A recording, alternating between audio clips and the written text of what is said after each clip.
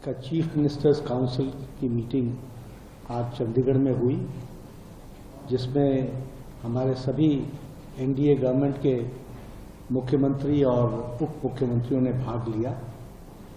कुल मिलाकर के हम ये कहना चाहते हैं कि प्रधानमंत्री जी ने इस बात पर जोर दिया, बल दिया कि लोगों को गवर्नेंस से उनके समस्याओं का सॉल्यूशन होना चाहिए, और जो प्रशासन है उसकी मूल अवधारणा में जो उसकी स्पिरिट है वह इस बात पर निर्भर करती है कि हम लोगों के ग्रीवेंसेस को किस तरीके से रिड्रेसल करते हैं।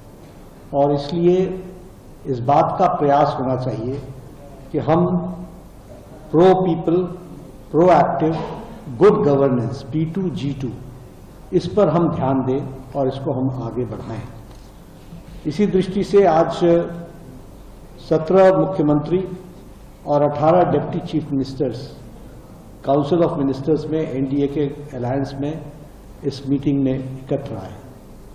इसमें सबसे महत्वपूर्ण बात यह है कि 1975 के पश्चात नॉन कांग्रेस गवर्नमेंट की प्रेजेंस इतनी भारी मात्रा में जो देश के विकास के लिए और देश को प्रगति की ओर ले जाने के लिए जिन लोगों ने आगे बढ़ने का जो प्रयास किया है वो आज इस काउंसिल ऑफ मिनिस्टर्स में हम लोगों को देखने को मिला है। एक बहुत बड़ी संख्या में नॉन कांग्रेस फ्रंट, जिसे हम एनडीए कहते हैं, राष्ट्रीय जनतांत्रिक गठबंधन कहते हैं, उसकी प्रेजेंस देश की प्रगति के साथ किस तरीके से आगे बढ़ रहा है उसकी ये काउंसिल जीती जागती मिसाल है।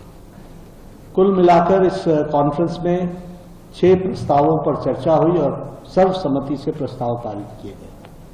पहला प्रस्ताव जो महाराष्ट्र के मुख्यमंत्री सम्मानीय एकनाथ शिंदे जी ने रखा वह है हरियाणा का जो जीत प्रधानमंत्री मोदी जी के नीतियों के कारण और जिस तरीके से हरियाणा के चुनाव में झूठ को फैलाने का विपक्ष ने प्रयास किया था, इंडिया अलायंस ने प्रयास किया था, उसको मुंहतोड़ जवाब मिला है।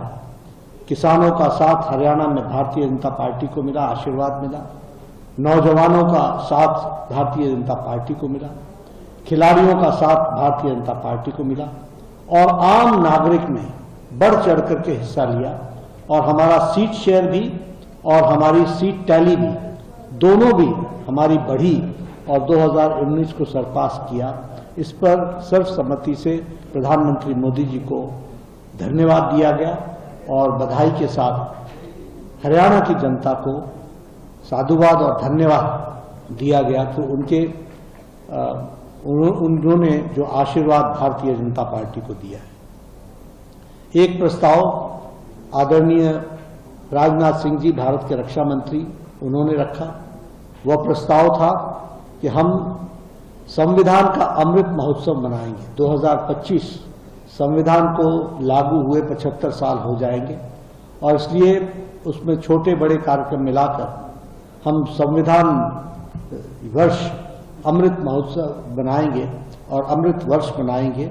और उसके दृष्टि से संविधान की बारीकियों पर किस तरीके से देश में संविधान आगे बढ़ा है और उनके विषयों को जनता को जागृति कराने का काम करेंगे।